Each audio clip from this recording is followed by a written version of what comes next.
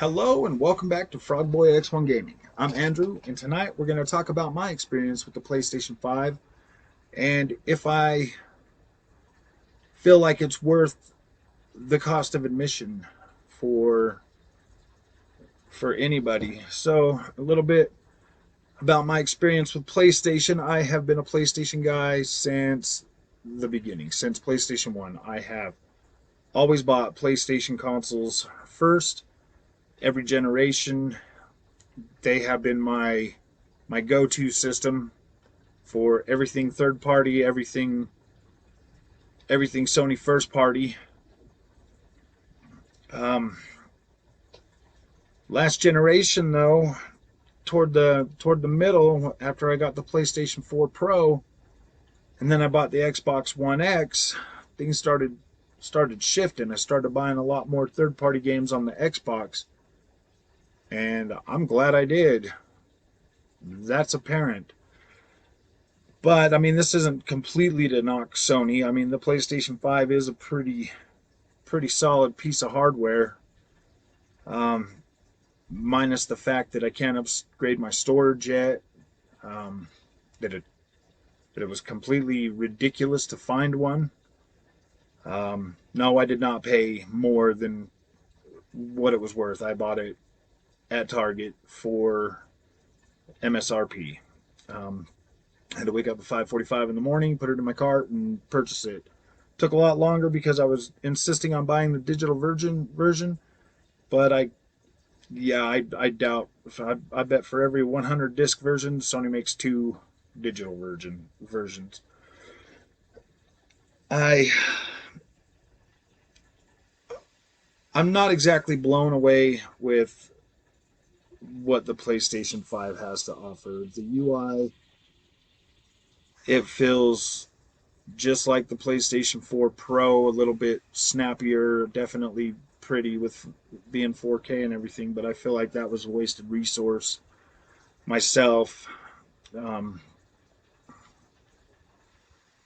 let's talk about the gaming experience that I've had with it.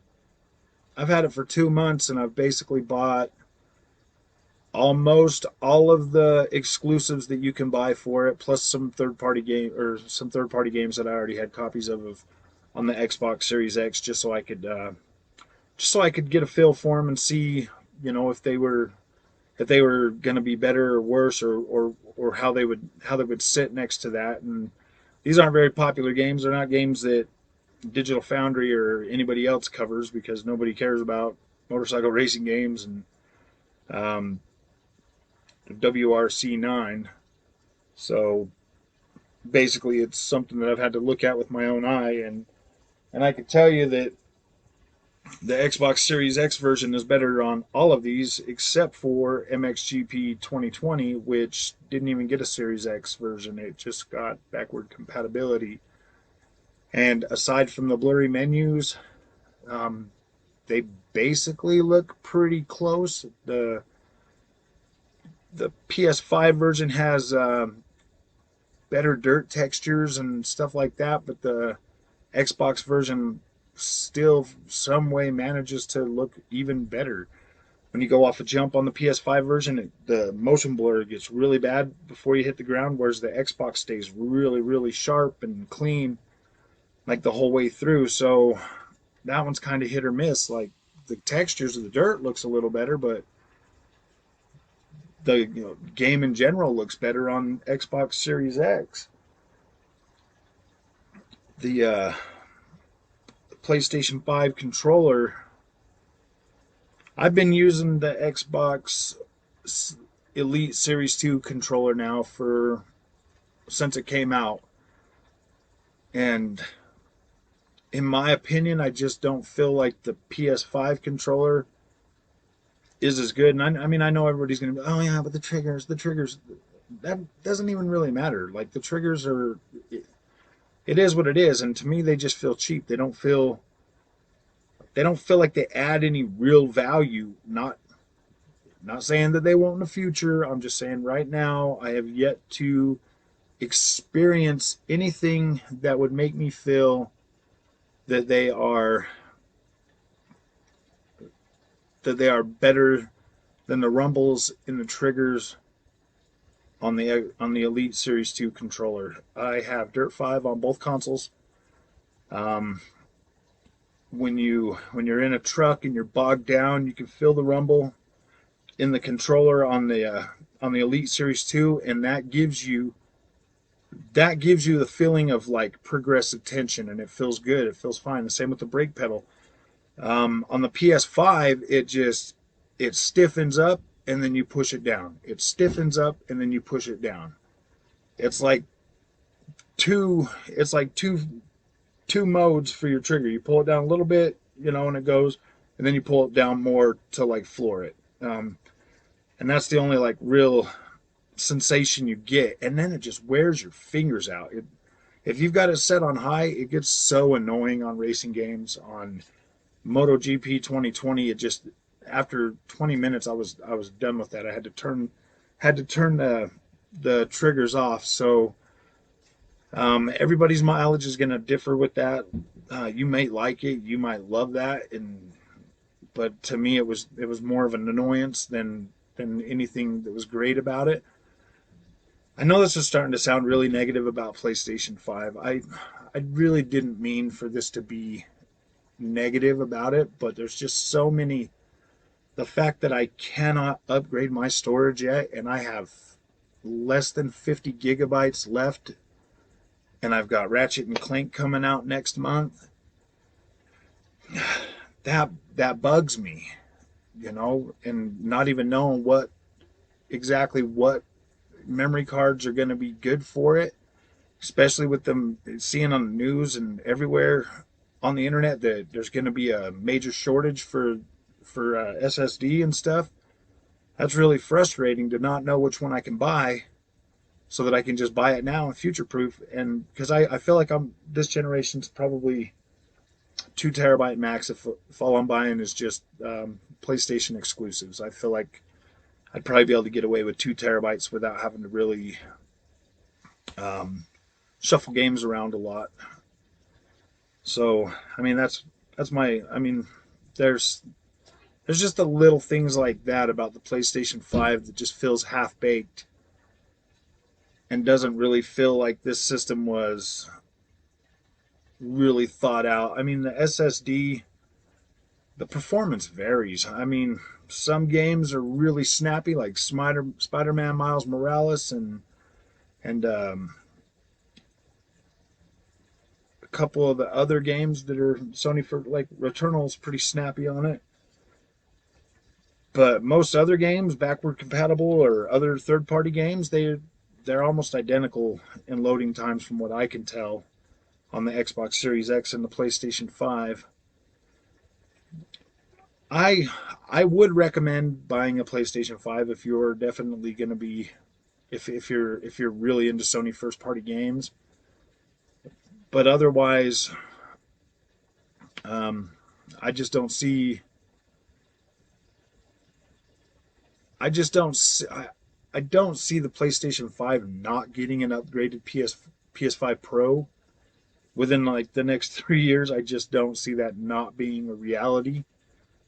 Um, we got 36 CUs in this thing. It's basically the PS4 Pro, same chipset type deal. It does have RDNA 2 features, but I don't believe it has everything. Sony has their own geometry engine and stuff like that that's supposed to propel things. And I mean, from what I've seen, this is cracking out to be about a 1440p 60 frames per second console, with some stuff being able to hit 4K 60. That's probably shooting games, racing games, stuff like that. Um, we're going to see a lot of checkerboard rendering this generation too. I mean, it's already got Resident Evil coming out. That's checkerboard rendering. We got Returnal that is 1080p native, upscaled to 1440p, and then checkerboarded to 4K. Um, I mean, on my PlayStation 5 box, it clearly says 4K and 8K even. But if it's struggling to hit 4K without having to use checkerboard, I don't know how I feel about that 8K. I mean, maybe for some super simplistic stuff, checkerboard it up to 8K. I mean, whatever. But yeah, I don't know if this thing's struggling to do 4K at 60. Um, I don't know. I mean, I'm not saying that the Series X is going to be like this 4K 60 beast, but everything that I've seen so far, third party and not pushing 4K is it's getting pretty close natively. If I had to guess, I would say most games are probably going to run 1800p to 4K at 60 on Xbox Series X and 1440p to 1800p on PS5. Like Hitman 3 runs 4K native on Series X and 1800p on PlayStation 5. Sony makes some magical games. They make some of the best looking games in the market. That there alone is more than worth the reason to have a PlayStation 5. Do I feel like you need to run out and get a PlayStation 5 right now? Well, yeah, I do. It's the start of a new generation. You definitely need either a Series X or a PS5.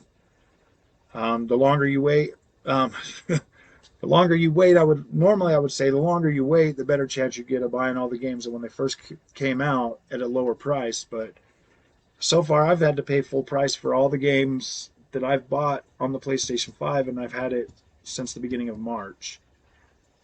I paid full price for Godfall, and that was a stupid mistake. I saw the reviews for that, and I knew I should have just passed on that. But I wanted to see next gen next gen visuals. I wanted to see next gen games because we all know that Microsoft hasn't really had anything that came out that wasn't. I mean, what the medium that I mean that was great, but it wasn't next gen. It was a double A. Then we had Gears Tactics. I'm that game looks great, but it's just not my thing. I didn't really care to play that, so I downloaded that on um, Game Pass, and it looked fine. Do I think that PlayStation is going to add value this generation outside of its own first party titles? I mean, honestly, from what I've seen right now, I feel like it's going to hold things back a little bit. I mean, everybody's saying the Series S up here is going to hold things back, but I don't really think that's the case. I've never really seen. When I talk about holding back things, I talk about holding back untapped power of the Xbox Series X. I do not feel like developers are going to put more into upgrading games for that Sony if Sony continues the trend of being the highest sought after console. I feel like most developers are gonna stop short. But Microsoft has been making a lot of moves to convince developers to support and use that power, which I got to give them credit for. I am I am very happy with how this generation's going starting off. PlayStation's probably going to come around. I feel like they're going to do the right thing. I'm pretty disappointed with the backward compatibility of the PlayStation 5. I feel like it should have been more cohesive like Xbox is doing with adding extra features and using the hardware to better the experience. Well, I mean, I guess that's kind of not fair to say because Sony PS4 Pro really wasn't the strongest machine, and basically we are getting better versions of the PS4 Pro titles on the PlayStation 5. But I loaded up Assassin's Creed Origins on the PS5, and yeah, it looks like it is hitting that higher resolution of 4K, but it still has all the other shortcomings that it had on the PlayStation 4 Pro, like the log management, the shadow load in, the the less it just looks it doesn't look as good as what the Assassin's Creed Origins looks like on the Xbox Series X. where now it's native 4K, and everything that was good is there now with 16x AF anisotropic filtering, which makes all the textures look better. So now when you're sitting on top of something and looking down, you can see texture in the dirt, whereas on the PS5 version, you're still looking down and seeing that muddy, blurry, ugly texture a lot closer to the character than you are on the Series X. Because, I mean, on Series X, you're still seeing it because it's baked into the memory and it's not loading all that because of the log management. But Assassin's Creed Odyssey on the Series X looks night and day. I mean, it looks even better than it already did, and that's crazy. And to think that we might be getting some FPS boost with those games.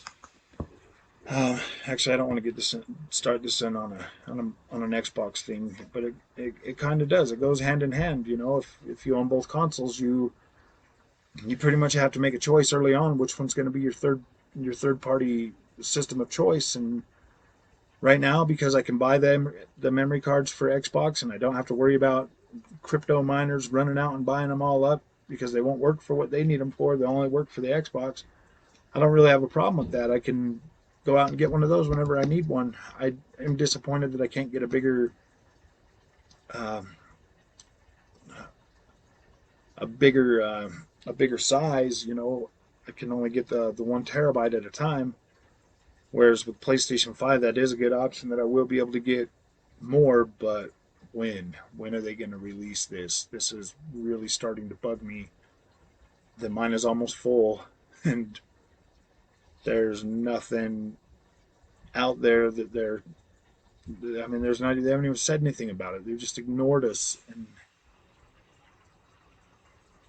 I don't think PS5 is a bad system. I don't see myself buying third party third party games on it. Microsoft has already clearly shown that when the next generation of Xbox comes out, there's more of a chance of my games that I buy now today looking and running and feeling better on the next console than what Sony's showing me.